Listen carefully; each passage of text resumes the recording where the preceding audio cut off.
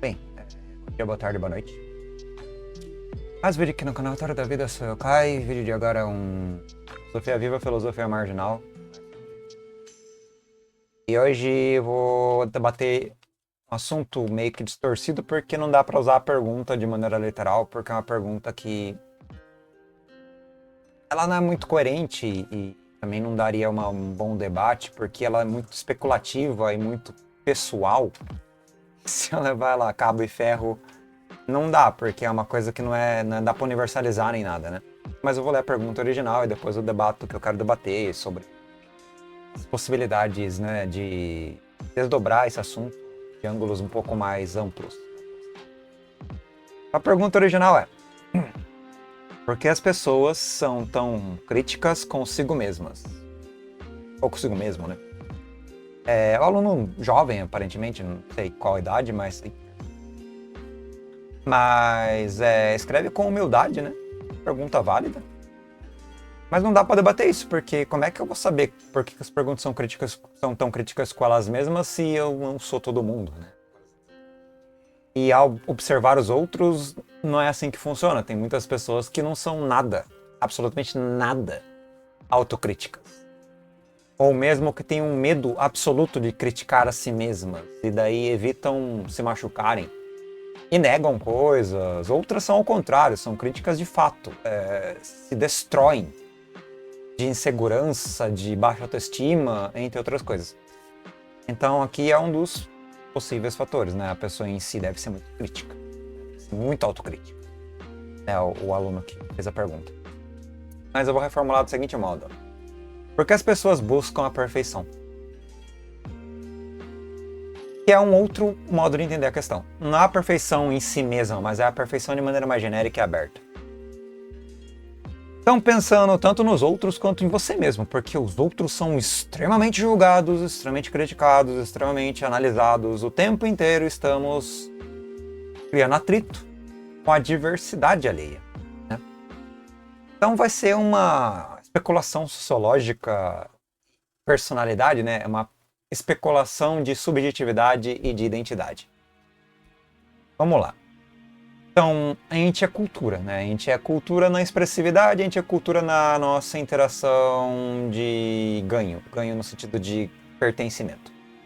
A gente pertence, está ganhando a cultura como relação, né? Se relacionando com a diversidade e com aquilo que a gente entende por demandas de certo e errado, condutas de conhecimento, condutas de comportamento, condutas de valores, valores esses que são tanto morais quanto valores digamos, não necessariamente de conduta e a prática, mas valores de apreciação da existência. Tem uma diversidade de apreciações, mas os valores é tipo assim: é saudável interagir com a natureza. Não é obrigatório, não é um valor, assim, moral, né? Mas tem N coisas que são bastante circunstanciais, que guiam uma vida de qualidade, sabe? Que não é obrigação, não é regra, mas é um direcionamento. Quer ver um direcionamento que é muito comum? Tem um relacionamento, namore, tem um amor. Não é uma regra, não tá errado você ser solitário ou solteiro. Mas a pressão social para você estar vinculado afetivamente com alguém é absurda, né? E a sexualização do outro, né? A objetificação do ser humano, a instrumentalização dele como um membro que deve prover e receber afeto, essa forçação de barra de relações afetivas românticas, às vezes, ou o contrário, a falta de romantismo e o excesso de superficialização nas relações que visam um prazer mais imediato, a falta de valor para com o outro, né, de ver o outro como algo objetivo, né, objeto, né, superficial mesmo, descartável, por assim dizer. Mas voltando para a pergunta, para não ficar divagando ad infinitum sobre palavras. Então, por que buscamos a perfeição, né? Primeiro, é um fator psicológico de ansiedade, né, e de carência. A existência, ela é sempre uma ameaça.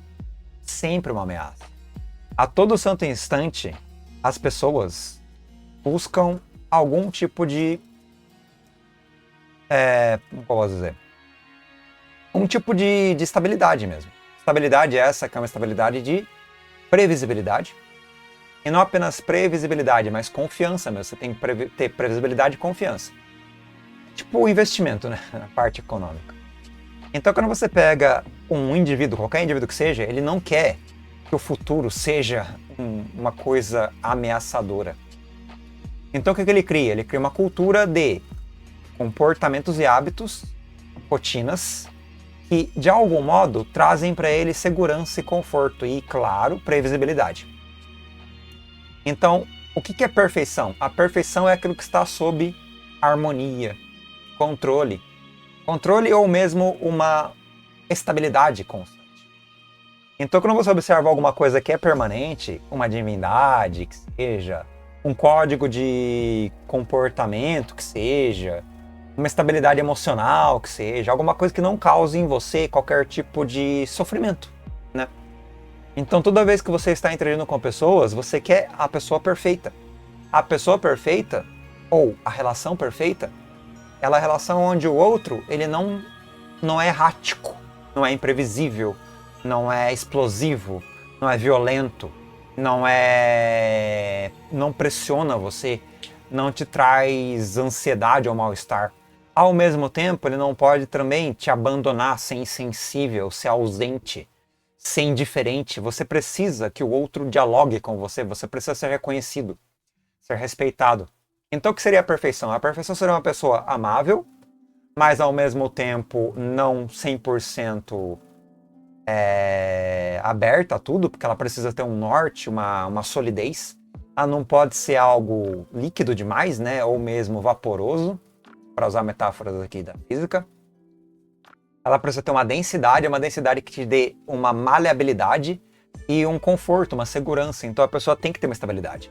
É que quando você pensa numa mãe, ela te oferece conforto, ela te oferece segurança, mas ela oferece também educação. Ela oferece também lastro de sentido. Não dá para você ter uma família que apenas te permita ser livre 100% e essa liberdade ela te causa agonia. Ou mesmo você cria regras que te prendem a certas verdades, certas crenças. E vira rotina.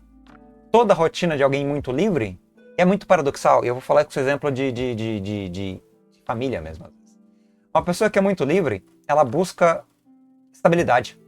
Estabilidade é ao contrário da liberdade. Então, se você não tem ali alguém que te norteia, que te dá uma fronteira, que te enquadra, a sua liberdade, você mesmo, na sua liberdade se enquadra, você acaba se enquadrando. Então, aqueles que eram muito livres, rebeldes e tal, eles começam a ficar conservadores, tradicionais, eles se auto-enquadram. Eles criam rotinas de pensamento e de crença, ou moral, ou valor, que de algum modo determinam o que é certo e errado. Tá? Eles negam a liberdade do outro e acham que essa é a liberdade deles. Eles exercem a liberdade deles de maneira enriquecida, e esse enriquecimento dá uma fragilidade. Já que eu sou livre e eu estou à mercê, quando eu encontro alguma zona de segurança na minha liberdade, que é um cenário de uma ilha de sanidade, uma ilha de estabilidade, eu tenho que proteger isso. E para proteger isso, eu tenho que, de algum modo, ameaçar a liberdade alheia. Porque a liberdade alheia é incômoda. Então, todo bom conservador ou tradicional vem do âmbito onde ele antes era, de algum modo, mais livre do que ele é hoje. Ele impõe sobre o outro, que é a próxima geração, menos liberdade, porque a liberdade do outro o incomoda. Crianças e adolescentes incomodam adultos, por assim dizer. Então, por que as pessoas buscam a perfeição? Porque elas buscam e elas são críticas com aquilo que incomoda, com aquilo que deixa de algum modo sem estabilidade. É porque o que é instável realmente é incômodo pra cacete. Se você não tem um relacionamento estável, onde você não é respeitado constantemente, onde você não tem ali seus desejos atendidos, onde você não tem a possibilidade de, quando você estiver de algum modo carente, de algum modo à mercê, necessitado, qualquer que seja a necessidade e você não possa suprir a necessidade, você se vê pela ausência às vezes, não pela agressão. A ausência é violência. A ausência, a negação é de algum modo um trauma. Então aquilo que nega é imperfeito. Quando você pensa em um Deus, quando você pensa em uma divindade, quando você pensa em alguém que está acima de você e provê tudo para você, ela não pode ser nada mais do que perfeita. Tem que ser perfeito. Tem que ser não apenas perfeito, mas estável. Tem que ser não apenas estável, mas solidário. Tem que ser caloroso. Se não for, você não respeita, porque não é algo que você deseja, você não quer sofrimento. Segundo toda religião, é salvação. Você busca salvação, você busca redenção, você busca algo estável. Porque no dia a dia mesmo, é tudo muito efêmero, é tudo muito conflitante, é tudo muito violento. Você tem que conquistar o alimento, conquistar a água, conquistar o calor, conquistar o parceiro, conquistar, digamos, a relação entre amigos e semelhantes. Você tem que conquistar o domínio sobre a natureza, o domínio sobre a matéria, o domínio sobre a efemeridade da vida, que é a morte, que é a doença, que é a fragilidade. E essa busca constante por perfeição, quando o outro é muito diverso de você, quando o outro é muito rebelde é a palavra certa, ele não é alguém que é aceito.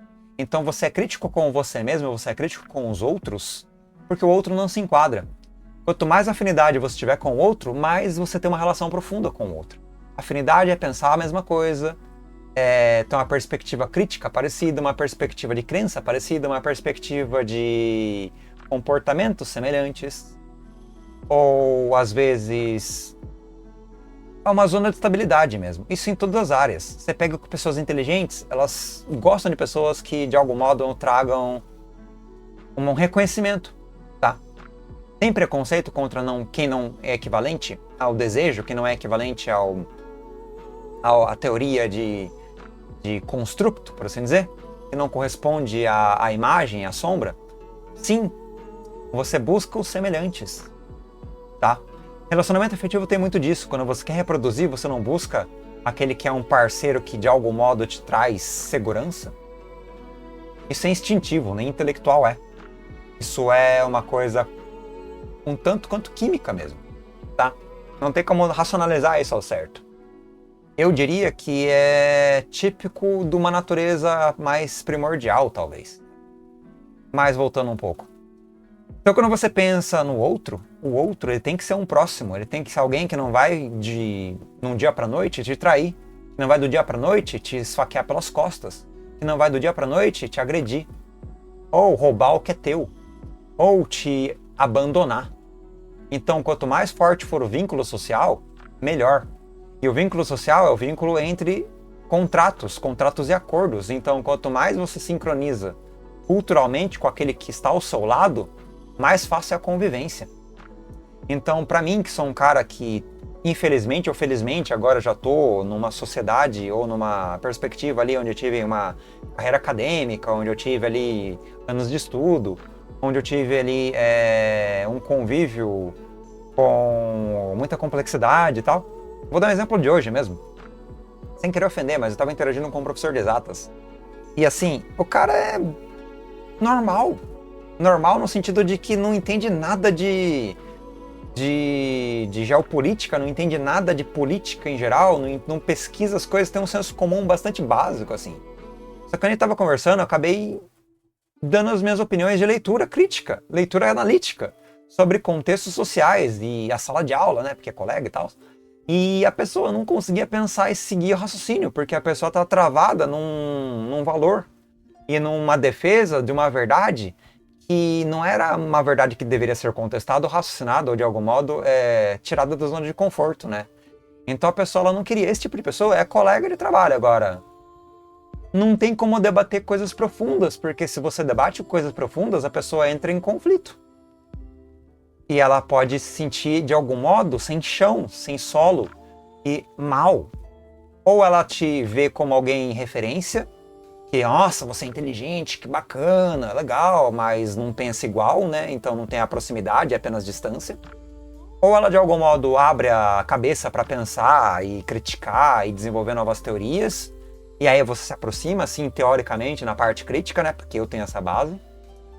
ou ela pode até mesmo criar um rancor, um asco, porque aquilo que de algum modo é diverso, tem argumentos e são argumentos com os quais você não sincroniza, é incômodo, porque não é, enfim, ele de algum modo causa consequências as quais ameaçam a sua própria realidade, tanto no sentido teórico quanto no sentido prático, tá? Então você pode ter um repúdio ali, pisar em ovos e tal. Como relações humanas são relações onde você sempre tem aquela métrica de comportamento, são relações meio teatrais, né? Onde você tem todo um papel a cumprir, é meio equilibrado e tal. Hoje em dia é civilizado, né? Uma civilização, né? No trato humano. Então tem um respeito mínimo ali, uma conduta adequada, mas nas costas. E aí a fofoca. Todo mundo sabe que todo mundo se mata pelas costas.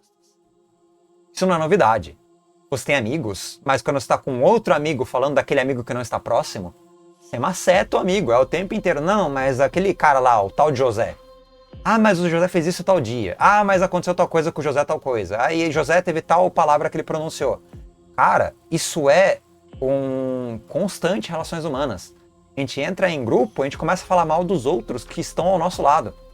Pra você ter uma ideia, hoje mesmo em sala de aula não, na sala dos professores. Coisa de vida, né, cotidiana, porque eu vivo isso, né? Os professores lascando o bico nos alunos, assim, metendo porrada. Ah, que o aluno é tranqueira, que não sei o que lá, que... Cara, são crianças, são adolescentes. Os caras metendo o pau como se ele tivesse que ser adulto com 40 anos nas costas. Não, são crianças, são adolescentes. E metendo o pau, assim mesmo, um monte de coisa e tal, e enfiando porrada. E totalmente na agressividade, porque tava entre iguais, né, entre professores, com hierarquia. Os caras olham na tua cara na sala de aula e nas suas costas eles falam que você é um lixo. Tá? Isso é nojento. Eu não chego perto dessas pessoas e não gosto de interagir com esses profissionais porque eu não quero jogar na cara deles o quanto eles são, entendeu? Tóxicos, para dizer o mínimo, tá? Não é o caso do professor, esse é um outro professor, esses outros professores que não é o mesmo, né? O do primeiro ali que tá debatendo política é uma coisa, esses aí são outros professores. Estavam falando mal dos alunos, né, na sala dos professores. Então tem assim, então, por que a gente busca a perfeição? Porque a gente tá constantemente julgando e de algum modo buscando também e defendendo a nossa própria identidade, defendendo o nosso próprio partido, né? A gente é egóico, é egocêntrico. Então o tempo inteiro a gente é crítico consigo mesmo, mas aquele esquema até a página 2. Porque quando você tem que ser hipócrita, você vai ser hipócrita. Quando você tem que tirar o fio da reta, você vai falar, não, mas peraí, como é que é? Não, deixa eu argumentar. Você mente, você nega, você é antiético, você não dá conta de enfrentar a realidade. Eu não falo isso só aos outros, eu também, assim, eu percebo com mais facilidade porque eu vejo muito a mim mesmo, eu tenho uma tendência a ser muito autocrítico, a ter uma consciência das minhas ações e de aperfeiçoar isso durante o tempo, durante os anos. Quem não tem essa vibe de aperfeiçoar isso é muito egocêntrico, né? E não leva desaforo pra casa, e não assume, muda a perspectiva. Cara, eu perdi a conta de quantas vezes eu debati com pessoas aleatórias e de estranhos mesmo, sobre assuntos os quais as pessoas não arredam o pé. E não quer conversar, velho. Não quer mudar, ela protege a sua identidade, a sua perspectiva, a sua análise até o fundo, ao ponto de falar, não quero pensar sobre o assunto. Nega a conversa, porque a conversa incomoda, tá? Chega ao ponto de falar, cara, não quero pensar, porque eu não quero debate, eu quero ficar na minha bolha, eu quero ficar na minha zona de conforto, eu quero ficar na minha alienação. É tão comum que é insano. O que eu gosto nos adolescentes, nas crianças e na juventude é que eles são mais abertos ao debate. Eles são mais maleáveis. Eles vão perdendo isso com a idade. Eu lido muito melhor com adolescente, em geral, mesmo que tenha atritos em geral, né? Porque eles estão moldados, já tem alguns são bastante mais dogmáticos, bem rígidos até. Mas eu lido muito melhor com eles, conversando com eles, do que com adultos, porque adultos são cheios de verdades. São cheios de morais, cheios de tradição, cheios de rabo preso. Rabo preso mesmo, por quê? Porque ele não pode trair a própria história, a própria relação com as outras pessoas. Ele meio que fica todo pisando em ovos o tempo inteiro. O adulto é um pé no saco. Se você é professor, e eu lido com professores, eu não posso ser sincero. Então o que eu faço? Eu fico longe. Eu fico longe. De vez em quando eu tenho uma conversa ou outra sincera, assim, com um ou outro professor, e eu percebo o quanto é o impacto as pessoas, porque eu não sou do mesmo raciocínio. Agora, voltando para o argumento da pergunta do aluno, né? Ou aluna. As pessoas buscam, sim, estabilidade e perfeição o tempo inteiro, tá? Então, quando você pensa, por que as pessoas são tão críticas e buscam coisas perfeitas, né? Ou cenários perfeitos, eu não lembro o título que eu vou dar, depois eu vejo o título que eu vou pôr no título do vídeo, né? Mas o tempo inteiro a gente está buscando essa salvação. Tanto no sentido de relações humanas, com amigos, né? No sentido também de negação da diversidade, porque o outro não é perfeito, não enquadra segundo a minha visão de mundo. Tipo, outro é pobre, ou outro é periférico, ou outro é de uma cor de pele diferente, ou outro tem uma opção sexual de gênero diferente, ou outro tem uma ideologia política diferente, ou sei lá, tem argumento e cisma, né, e picuinha pra qualquer coisa. Se o outro manca com a perna esquerda, já é objetivo para ele ser inferior. Se o outro, uma vez na vida, de algum modo, falou alguma coisa errada, já é motivo para, de algum modo, ele ser contaminado. De algum modo, tá ali uma espécie de negatividade da sua identidade. Ele perdeu pontos, né? Aquela pessoa falou tal coisa em tal dia, em tal semana, em tal ano, perdeu ponto. Já não é mais perfeito, já não é mais aquela pessoa que deveria ser. E você me pergunta, então quer dizer que você nunca fez isso na vida? Claro que fiz, eu tô tentando consertar isso o tempo inteiro. O tempo inteiro. Sim, claro que não é tão consciente, tão discernimento no dia a dia, né? É uma coisa muito truncada o dia a dia. Você tá reagindo o tempo inteiro, reagindo a inúmeros estímulos, né? Mas estímulos dos mais diversos também, muita coisa que te machuca o tempo inteiro. Aí você vai meio que na inércia, no reflexo às vezes, né? Mas parar, pensar, criar uma psicologia, um entendimento da sociedade ou dos indivíduos de maneira mais calma, é necessária. Eu não busco perfeição, mas eu entendo a busca da perfeição, tá? Porque perfeição é um horizonte utópico inalcançável, absolutamente inalcançável. Você nunca vai achar o ser humano ideal. Quando eu interajo com as pessoas, eu sei que elas têm desejos, vontades, interesses, opiniões, valores dos mais diversos. E quando os meus valores entram em sincronia com o meu, tem uma leitura de uma perspectiva completamente singular, subjetiva, particular. Eu tenho que, de algum modo, compreender que se manifesta diferente da minha perspectiva. E não é semelhante no sentido de mesma coisa. Quer dizer, é semelhante no sentido de parecido, é próximo, mas não é uma cópia, não é um copiar-colar, não é um igual. Entende? E você lida com isso o tempo todo. Então, essa busca por perfeição de comportamentos, por perfeições de sincronias afetivas, sincronias morais, sincronias intelectuais, é um saco, velho. Mas ao mesmo tempo, então, eu também exercito isso, tá? Não tô falando que não exercito, mas ao mesmo tempo, interajo com a diversidade e aceito ela também. Cara, já saí com umas pessoas que são horríveis, mas eu dialogava e tal, entendia que a pessoa era uma, socialmente falando, eticamente falando, moralmente falando, decadente. Eu também sou decadente em várias coisas, mas assim, eu não julgava, pegava, beleza, cara, você tá aí sendo corrompida e sendo corrupta. Beleza, se você é uma pessoa mais conservadora, ok, aceito, vamos lá, vamos continuar conversando e tal. Mas eu vou ser eu mesmo, eu não vou ficar passando pano para suas visões de mundo, a gente vai debater na diversidade. Se eu sou aceito, beleza. Se eu não sou aceito, você me dá um pé na bunda, que acontece com frequência. Tá? Porque eu aceito o outro não, de algum modo não me aceita a minha diversidade, ou às vezes mesmo entre atritos e discussões onde o outro é violento demais, eu tento pacificar a situação, só que pacificar é de algum modo negar o outro também, e acaba agredindo mesmo, porque é inevitável atrito é inevitável. Apesar de eu pisar em ovos, apesar do tato que eu tenho até certo ponto, fracasso, não dá pra negar que eu não fracasso. E o tempo inteiro perdendo aí contato humano com as pessoas, porque humanos são complexos. Mas essa busca por perfeição não é a busca apenas no outro, em si mesmo é meio ambíguo, né? Porque como eu falei, eu não consigo ver isso em todo mundo. A gente tem vários espelhos múltiplos, a gente nem sabe quem a gente é. A gente é uma amálgama, um quebra-cabeça de interações sociais das mais diversas que vão influenciando a gente vai falando e propagando palavras que a gente ouve o tempo inteiro. Hoje mesmo em sala de aula eu tava propagando palavras que eu ouvi num vídeo do YouTube. E falando como se fosse verdade mesmo, porque eu acreditei no cara que falou aquilo, eu falei, beleza, é isso que ele falou, então eu vou propagar a expressão que ele falou, ipsis literis, assim, eu tava mimetizando e propagando o que eu ouvi no dia anterior. Entendeu? Eu tava fazendo um telefone sem fio. Na cara de pau. Telefone sem fio mesmo. E refletindo, claro, não acriticamente, mas concordando e sincronizando moralmente e ideologicamente com o que o cara falou. Que eu ouvi, né? Que eu ouvi que ele falou e tal, e eu propaguei pra frente. Tá influenciando pessoas, influenciando alunos na cara de pau. Tô influenciando pessoas e alunos na cara de pau. E não tem como negar isso. Tô mesmo. O tempo inteiro. O tempo inteiro.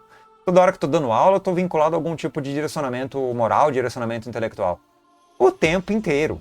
Só que eu faço isso da maneira mais aberta que eu consigo. Jogando xadrez. Que nem eu fiz agora. Não vou ficar, sei lá, quer ver um cara que faz o contrário do que eu tô fazendo agora? Que é um cara que toda hora se defende e contra-argumenta e não larga o osso nem ferrando e fica usando o seu intelecto como um bastão, como um porrete. Não que ele seja inferior, não. Ele tem um intelecto fantástico, tem um estudo fantástico, mas usa o intelecto como um porrete, como se fosse autoridade, e é arrogante, menospreza os outros e é dogmático, mesmo que tenha argumentos válidos e seja verdadeiramente um cara incrível, intelectualmente falando, o Jones Manuel. Cara, Jones Manuel é o exemplo de pessoa estritamente... aquele princípio de se apaixonar por si mesmo, como é que é? Ou pela sua própria intelecto. Narcisista. Narcisista, intelectualmente narcisista. E não larga o osso. Ele sempre vai de algum modo, ele nega, ele acha que está sendo atacado pessoalmente, fala que o outro é inferior a ele porque não está debatendo no mesmo campo de batalha. Sabe por que eu tenho eu acho que eu tenho alguma credibilidade de falar isso? Porque eu faço a mesma coisa.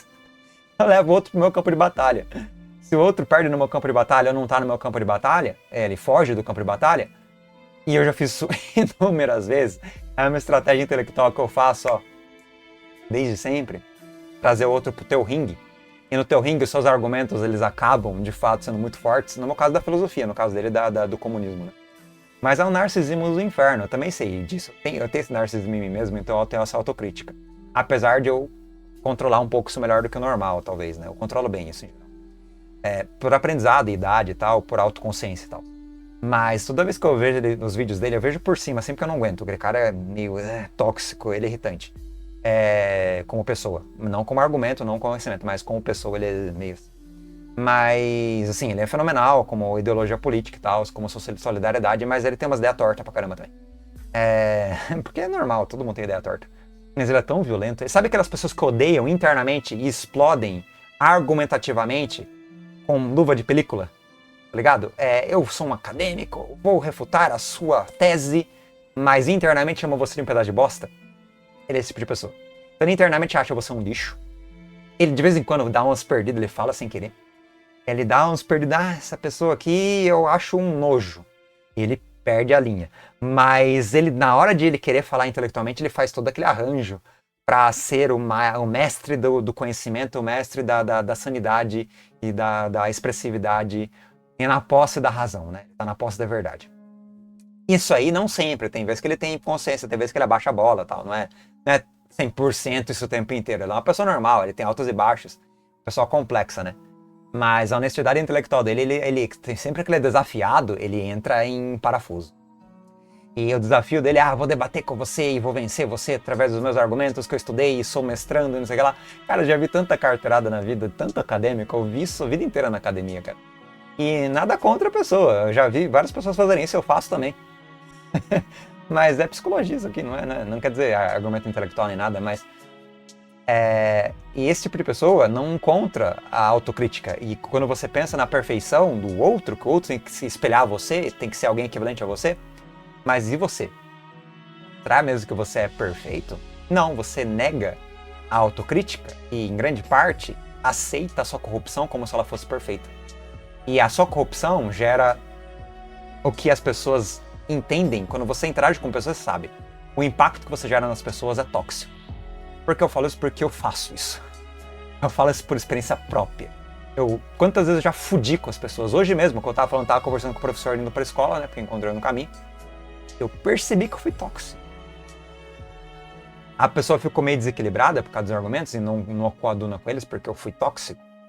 E a pessoa meio que faz um jogo de cintura ali de respeito distante, tá ligado? Eu sou assim.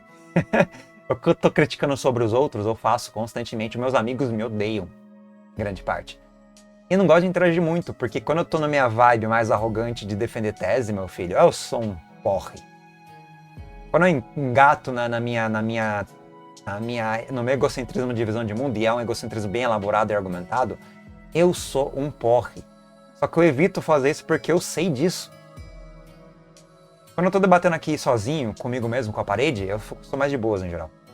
Apesar dos argumentos serem estranhos às vezes. Mas quando é pra fazer... Quando eu tô na minha perspectiva meio que... como posso dizer? É como se entrasse num modo específico, sabe? Você tem várias faces e facetas. Eu tenho um modo pontual que é o meu modo de intelecto explodido. Começa a explodir tudo, intelectualizar, debater e tal. E eu vou embora. E eu vou longe, entendeu? E eu não tenho base de usar, digamos, eu não uso os mesmos talheres. Eu uso outras ferramentas, outros argumentos, eu uso outras artes marciais, por assim dizer, que são modos de pensar e de argumentar, que não seguem regras. Quando não segue regras, os outros ficam muito putos. Nunca debata com um acadêmico sem seguir as regras de um acadêmico. Ou um intelectualizado. Nunca debata as regras de uma pessoa racional, intelectualizada, que tem todas as métricas ali, o comportamento, os trejeitos, o vestuário, a vestimenta, sem seguir exatamente o mesmo roteiro, usar as mesmas metodologias. Os caras não conseguem lidar contigo. Não conseguem, entendeu? Porque você é um anômalo, você é anomalia, você vira singularidade. E, em parte, você pode estar errado também, porque se você não está argumentando junto ao cenário, você pode estar falando groselha. Porque o cara pode ter um conhecimento ou uma metodologia que garanta para ele uma autoridade, um conhecimento bastante abrangente também. Você pode ser arrogante nem nada. O cara é estudado, o cara gelou coisa pra caramba, as pessoas são, de fato, academicamente profundas muitas vezes. Como o Jones mesmo. Que é um exemplo que eu acabei citando aqui, né? E uma vez que essas pessoas são profundas, elas exigem que você jogue o mesmo jogo segundo as regras que elas jogam. E às vezes elas exigem as mesmas conclusões. E o mesmo percurso. Isso é uma covardia absurda, porque a diversidade é absurda. A diversidade de pensamento, de ângulos, de conclusões é infinita. Só que as pessoas exigem que você siga o mesmo roteiro. Isso é academicismo, cara. Eu tô de saco cheio disso aí, já é sangue azul pra cacete. Eu sei que o Jones nunca vai ouvir o que eu falei aqui dele, tomara que não, porque ele é muito explodido e tal, ele gosta de fazer react e tal. Cara violento. Psicologicamente falando. Né? E violento porque ele foi violentado pela sociedade, né? Ele é um cara sofrido pra caralho, provavelmente. Né? E eu entendo perfeitamente isso porque eu tive ótimos amigos da academia que eram extremamente parecidos com ele. Incluindo alguns que cometeram suicídio, infelizmente. Mas, assim, cara, eu tô acostumado com esse tipo de perfil. E eu sou assim, em grande parte. Mas, enfim, essa ideia, a perfeição individual, mano, essa aí não existe de fato, tá? Agora, a perfeição no outro seria aquele que, de algum modo, eu respeito de verdade? E aí a gente enfia o dedo. Sim, filho. Sim, filho. O outro é nosso inimigo, né? Aqueles filósofos que gostam de falar que o homem é lobo do homem, né? Thomas Hobbes, que emprestou essa frase de um grego qualquer aí. Ele é um grego, copiou a frase e disse que era dele, não sei. Isso é coisa complicada da história da filosofia. Macetinho aí. Mas sim, cara, a gente se maceta o tempo inteiro, velho. Dentro da esquerda, dentro da direita, tá comendo um ao outro vivo, uma caça às bruxas, nossa, velho. Eu, como progressista no centro acadêmico, quanto eu me fudi lá. Foi hilário. Enfim, tamo aí. Olá aí, galera. Até a próxima. Acabando aqui o assunto do aluno, grato pela dica. Extrapolei o assunto para vários ângulos, não sei se ficou legal, mas tanto faz também. Falou aí, até a próxima. Até mais, galera.